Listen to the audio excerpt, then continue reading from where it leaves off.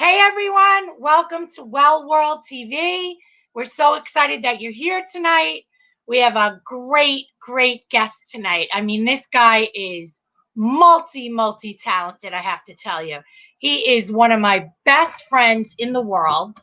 His name is Pat Battistini. He is I think one of my funniest friends I've ever met. And anybody that meets him says that. He is an award-winning writer and director, editor from Los Angeles via Chicago. He began his career as an actor at the Players Workshop of the Second City in Chicago. He continued working in improv and eventually performed in over 500 improv shows. Pat suffered having to work for Club Med with me back in the 80s, actually in the 90s, in their entertainment department in places such as St. Lucia, Thailand and Tahiti. Poor Pat, poor me. Continuing to have fun in Asia, Pat moved to Tokyo, where he collaborated with an all Japanese comedy group for 2 years, performing in the Japanese language, all comedy. I couldn't believe it.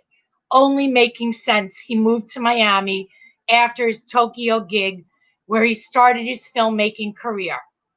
Pat finally made his way to Los Angeles in the fall of '98.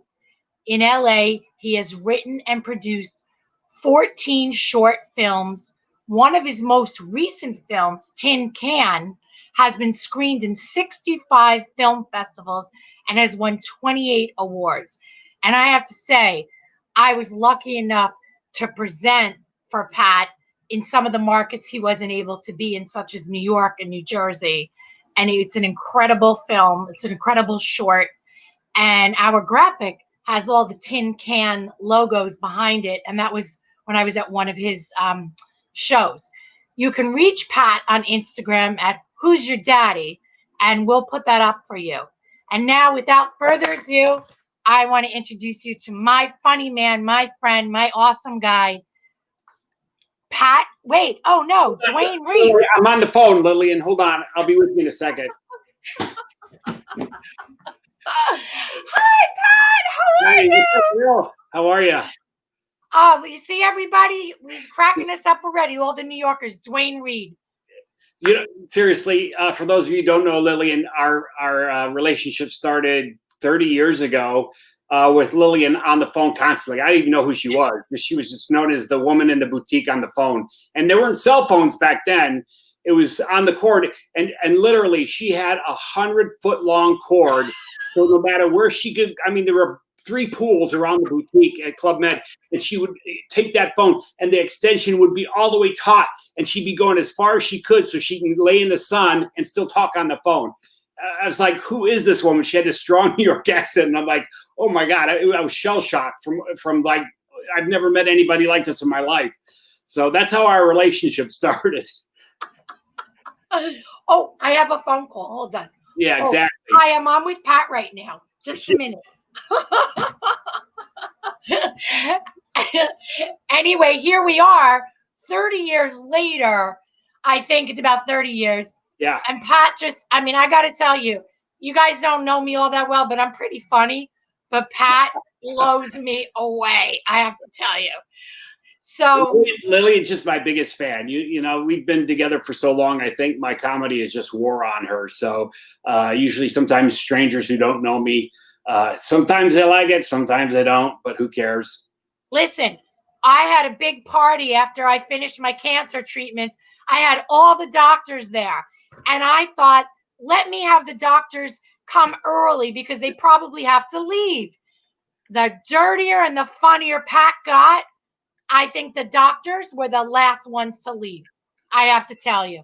Well, they were a great audience, honestly. And it was funny because our other friends, Josh and Ann, were there. And then my wife, Marnie, who, by the way, says hello, were there. We were all there. And I had these jokes. And I'm like, I don't care. I'm just going to say them. You know what I mean? They can kick me out of New York. And at first, a lot of people were like, "What the heck was going on?" But it was a celebration, for Lillian. For those of you who don't know her story, I mean, it's pretty amazing. And so we were there because we were happy she was there. Instead of going to a friggin' funeral, we were going to this wonderful celebration of Lillian kicking cancer's butt. So it was really a joyous moment. We wanted to laugh and have as much fun as possible. It didn't help that Lillian brought a cake of an ass, and a stand-up figure of her showing her ass. A lot of ass going around that day, that's for sure. I hope I could say ass, Lillian. You already said it. Don't worry. We don't have bleeping capabilities. Good. That's all right. But that was a real big memory. And eventually I'm going to get, maybe this year, before the end of the year, I'm going to get my album together with that.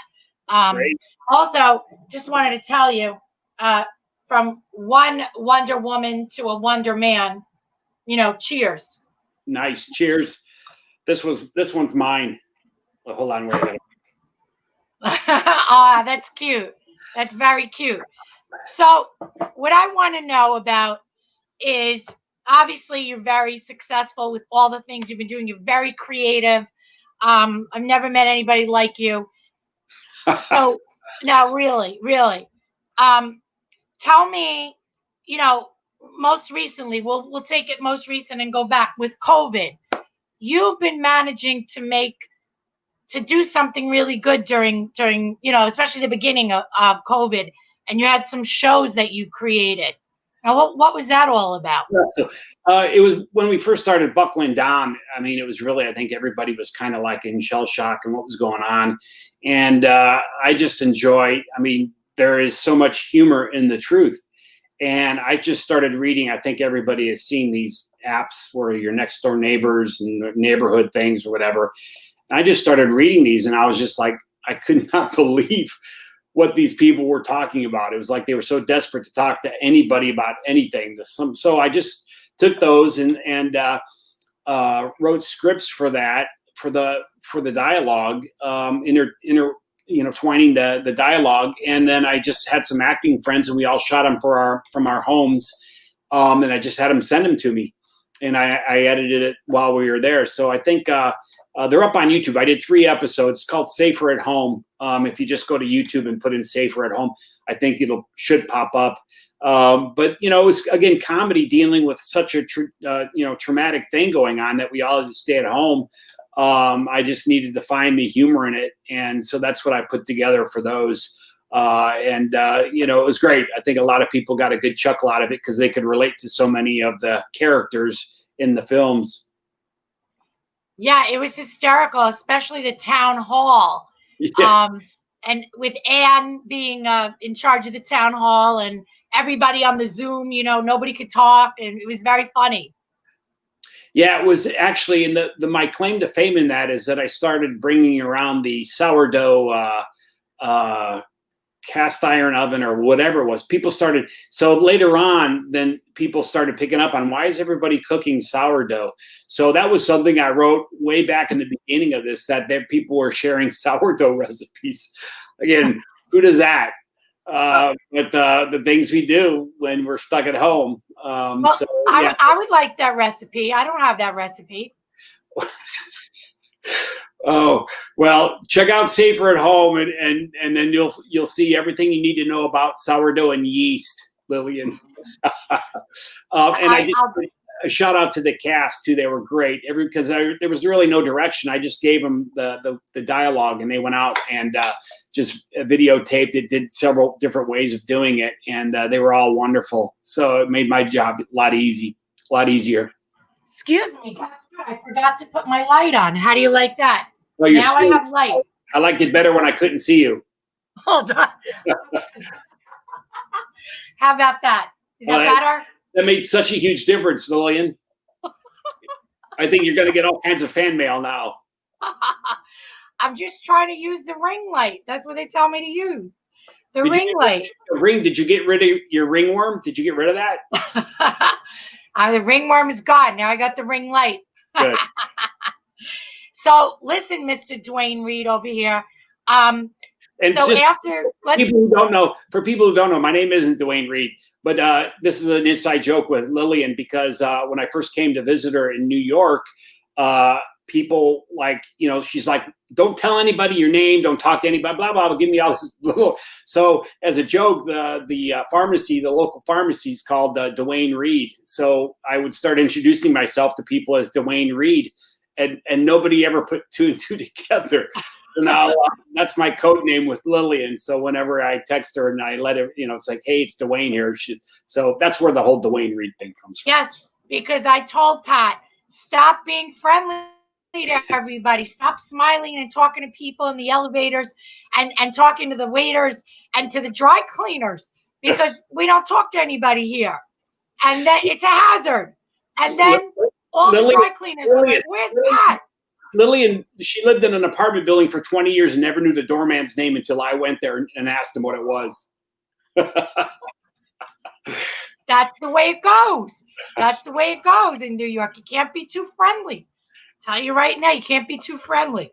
Now, so before COVID, you had a lot of success with Tin Can. I want you to tell everybody more about that. I saw it. I loved it.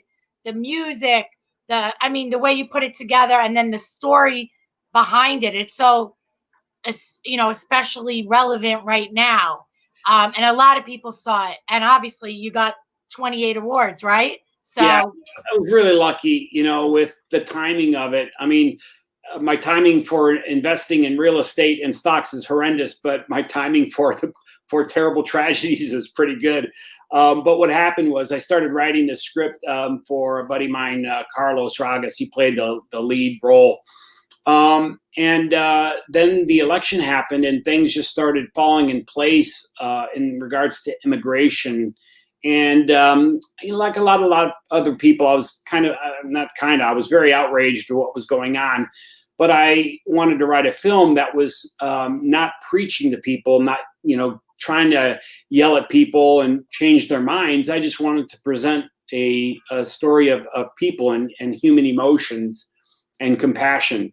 So that's what the film was about. And part of the reason I believe that it did so well and won so many awards is that these audiences, no matter if you're on the left or right side of the aisle, the audiences that saw it would look at it and go, yeah, I guess he's right. And it was more, like I said, about compassion and seeing people as human beings instead of as stereotypes. And people at that time also, not that it's gotten any better, but people wanted to see happy films. They didn't want to see downer films. They didn't want to see violence. And all these bad things happen to people of color. So it just worked out perfectly that the film came out when it did. And it's still actually playing at festivals as we speak. So I'm very fortunate that it's had a long shelf life. yeah, that's what I was going to ask you. Is it what's next for that since it was so successful? Well, it's funny because even though it's probably 2.5 years old now, the theme and the story still resonates with people. So we just recently, the Artist Forum in New York City, actually, we just rescreened it there just a month ago. And then also we screened it just I think a week and a half ago down in Texas at another festival there. So there's festivals because of the COVID situation, they're looking for content and they're rescreening some of their older films, and because it is still relevant, they're rescreening it. And I apologize. I know it's coming up. We have another screening coming up, and I can't remember where it's at, but it'll be online. And if anybody out there who hasn't seen it, wants to watch it, they can either email you or reach out to me, and I'm more than happy to send them a link. Right. And at that, I'm going to let everybody know at this moment where you can reach Mr. Dwayne Reed over here. Yeah, that's my Instagram. You can reach Pat at Instagram at Hoosier Daddy. Hoosier because he's a Hoosier from Indiana. Those are his roots, and that's where you can reach him. And I'll put it up again a little later. Now, when you say that the Artist Forum and the other places are screening your Tin Can, What do you mean? They're putting it on It's virtually online. Yeah, the only festivals that have been fortunate enough to actually have any type of physical screenings, there's the VOB Film Festival, which is up in New York, which is only an hour and a half north of you. Oh man, I forgot the name of the town. An hour and a half north of me. I can't even cross Central Park. I know. So actually, if you get on the train, Lillian, it's I don't know how long it's going to take you to get there, but yeah. Tell me where it is. I'll put my mask and I'll go. When I ask Lillian for a favor, if I say, Lillian, I need you to do something for me, I need you to go to this place for me, and as long as it's not past Brooklyn, she's fine with that. Anywhere past Brooklyn, it's like going all the way. She's like, oh, kill me now. Really, seriously, you're going to make me get on a train and go 40 minutes somewhere? So I went to Jersey. Oh, that's right, you did. But anyway, so the festival coming up, they're actually going to be doing a drive-in. So they're screening at a drive-in theater. So yeah, any drive-in theaters that still exist, some of the film festivals are trying to rent them and screen their films there. Because it's easy. People stay in their car. They got their little speaker there. It's just like kind of going to the movies. Not quite the same, but it's still the same. So well, let me know where did you say upstate that Tin Can was playing? I'm going to look it up right now while we're talking. I can do two things at once. Dwayne Reed is very, very busy. He's such a busy guy. He doesn't know this off the top of his head because his film is in so many places and he's won so many awards. Either that or I'm senile and I'm forgetting everything because of there we go. I'll tell you, 2 seconds. Carmel, New York. Carmel. Yeah, somewhere. Yeah, you know where that's at, right? I know Carmel. Yeah, Carmel Heights, right in there. So when is that? It's going to be. It's like we could talk about it. You can let me know. But Carmel, a lot of people are moving out of New York right now, sadly, and that's one of the places people are moving to. Carmel. There's a lot of families. I think 450,000 people left Manhattan right now. We don't know if it's for good. They went to New Jersey, Westport, and they went upstate New York. And Carmel is one of them, one of the areas. Yeah, I've been there actually, and it's a great area. We had Tin Can actually played there last year, and then this year, my other film, Miss Rossi, it's a little 5-minute Italian short, is playing up there. Yeah, so, I don't know if you saw Miss Rossi or not, but I think I did. I think I saw it in your house. Oh, you might have. You might have. But I usually don't let you in my house. I might have shown you in my backyard because I'm never letting you in the front door. Listen, everybody, I have to tell you, we're good. When I met Pat at Club Med, this guy had a fanny pack. Fanny packs, they're in style again. Yes. He had. I started a trend. You started a trend. Pat had 3 dictionaries in his fanny pack. He had a Japanese, he had Italian and French, and within minutes he could be encountering a Japanese couple on their honeymoon because a lot of them came to the Club Med we were at, and he would, Ohayo gozaimasu, arigato, and then in another minute, bonjour, and then in another minute, what else were you talking? Italian. Huh? The Italian one. But the reason I did it is because, as you can probably tell, for those people who don't know me, I talk a lot, and it drives me nuts not to be able to communicate with people.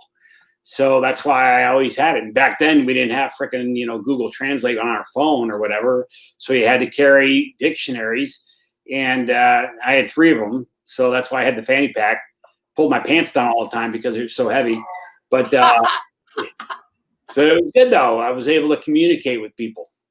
Yes, and then he was plucked from Club Med by a Japanese crew, and he went to live in Japan for a long time, for a couple of years, and he was working there.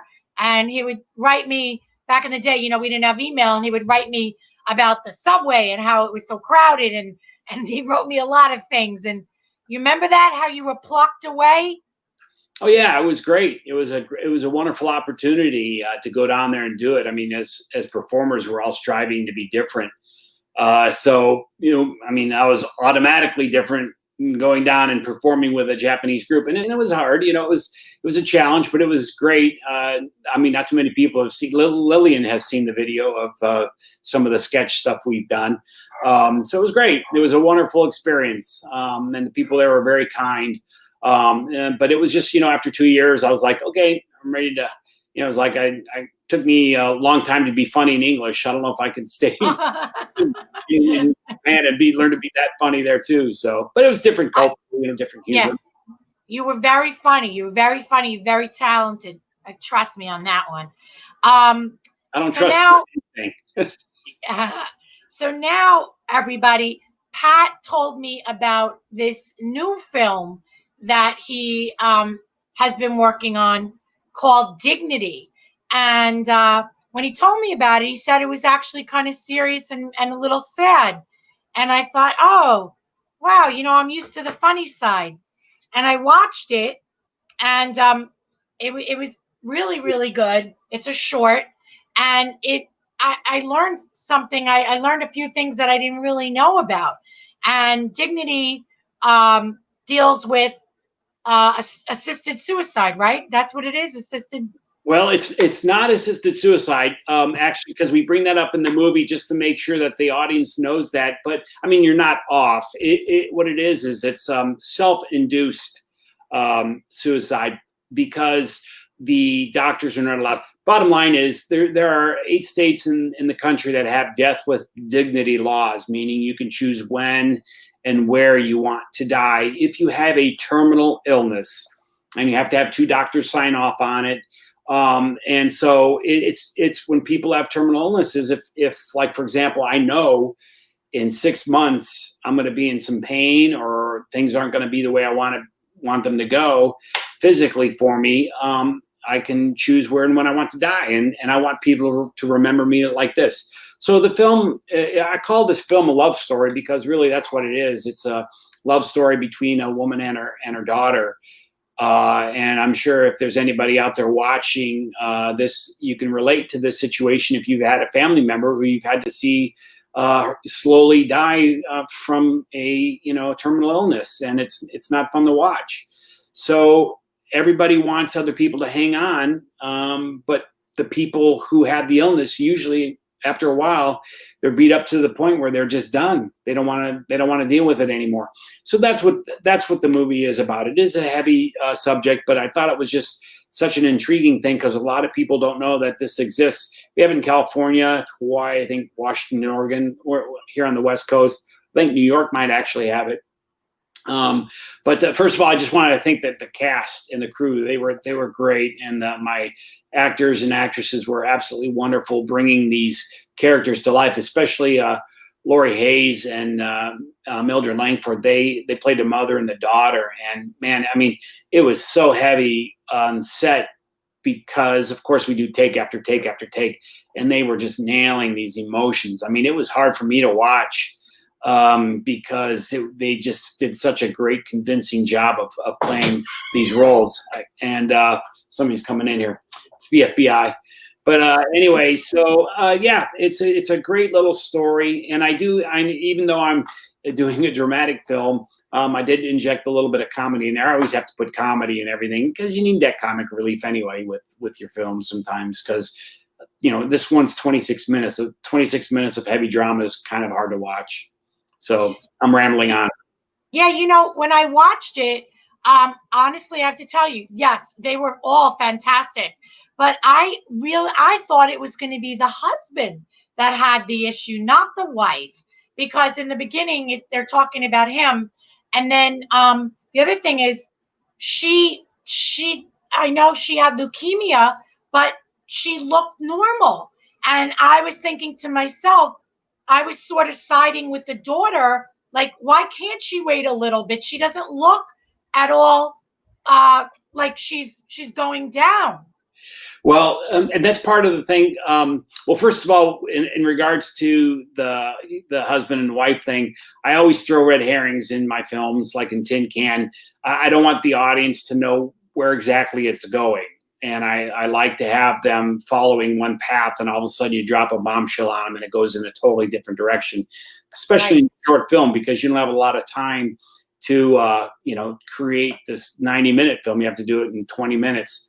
So, and then in regards to that, I kind of remembered, I had a friend of mine, she had breast cancer, and I didn't see her go through the first time she had it. I didn't see her go through that at all.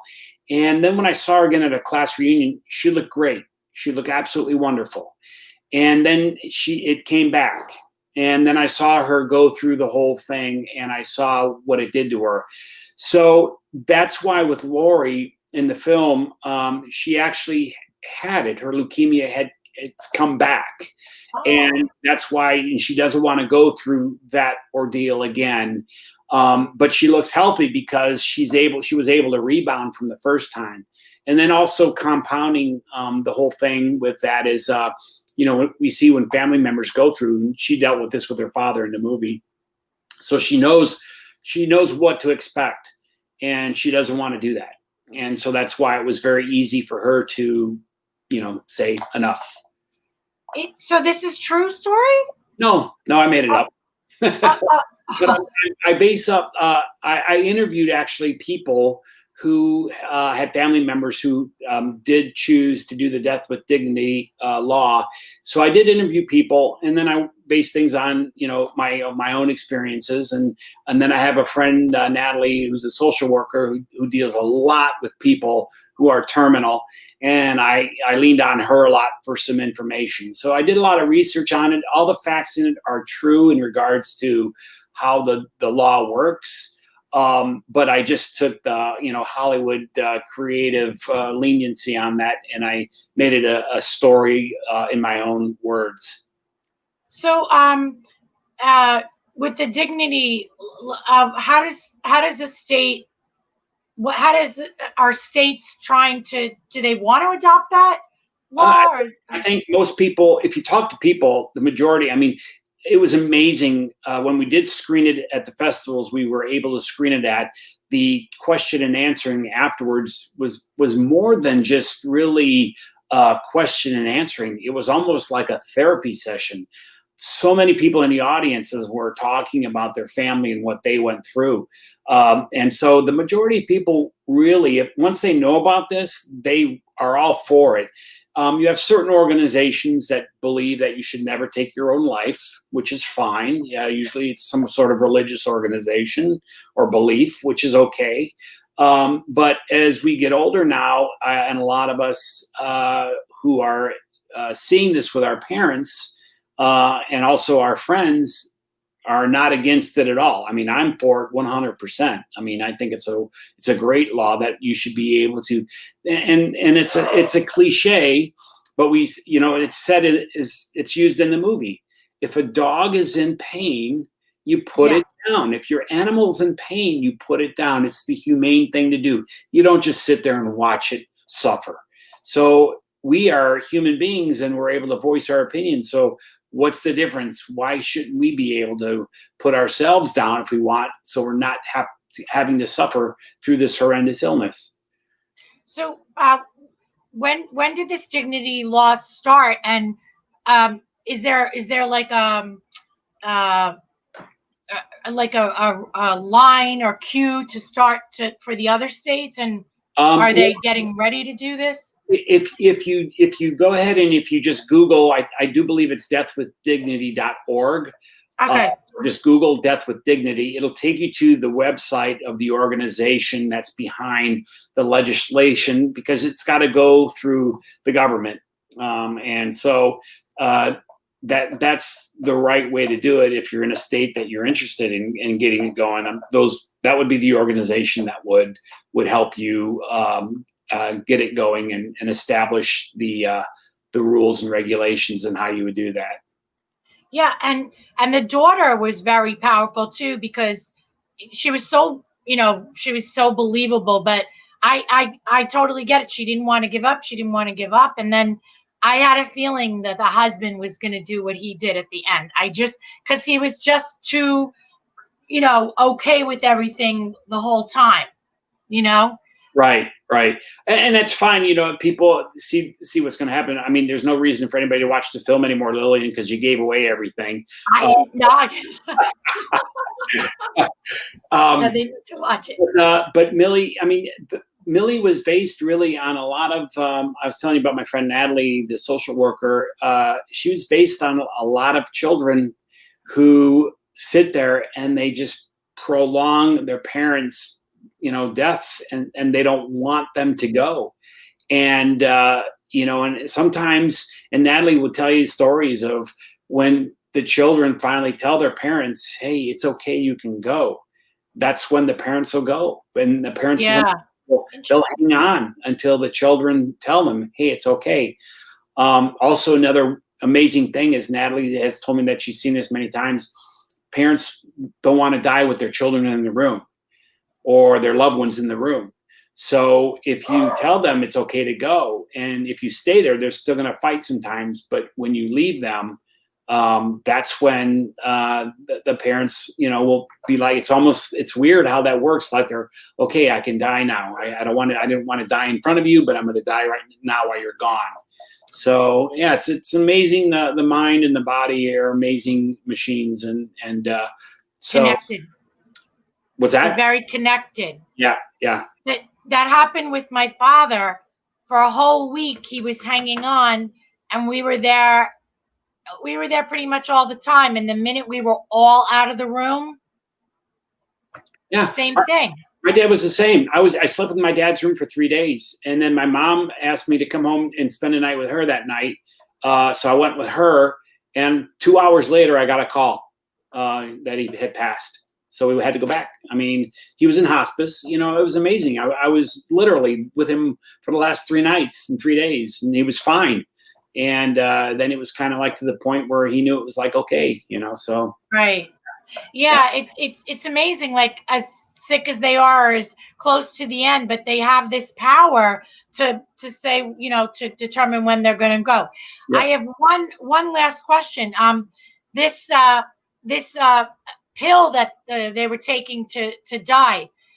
Can you get me a hold of that? Because I could really use some of that on a few people that I know.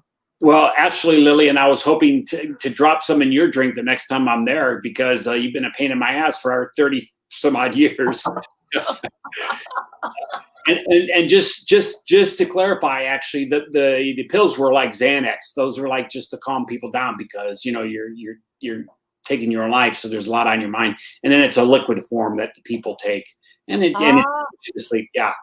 So, but yeah, I'll get you something like that, Lil. I will get you. I don't know. Well, you should probably ask some of your old boyfriends, all those roofies they used to drop in your drinks. You know what I mean? So. Yeah, I need to get some of that liquid stuff, because there's a few people out there. Yeah, I like to encounter. Anyway, I can't believe it. It's already 33 minutes. See what happens when we're having fun? Unbelievable. It's been great. Oh boy, I wish we lived closer. I don't. Well, everybody, I want to let you know again where you can reach Pat. This is Pat's Instagram. Yeah. Who's Your Daddy? If you want to reach him, HOOSZR Daddy, because he's from the Hoosier state of Indiana, but now lives in La La Land. And if you have any questions, you can reach him there, or you can follow him. You could, learn more about the films that he's doing. And eventually down the road, you're going to do a film with me about the importance of some medical stuff. That's going to be really important. Yeah. Well, I have that script that I wrote about you already, about the girl who had 17 boyfriends and at the same time. Did you want to ever do that one? So Lillian, look under single in the dictionary, and that's Lillian, right? And every moment. My book, I have all the names of the 17 boyfriends, so I don't get them confused. Oh, wait. Yes. Okay, yes. Hold on. All right, Pat, gotta go. But At least I don't have a long cord. Thank you so much. And please be sure to share this on all your social media platforms and join us at Well World TV. And if you missed any of this, we're going to have a YouTube link. And thank you, Mr. Dwayne Reed, Pat Battistini. You are awesome. Thanks, Lil. I appreciate it. And thanks, everybody, the crew back there behind the scenes for putting this together for us. All right. Love you.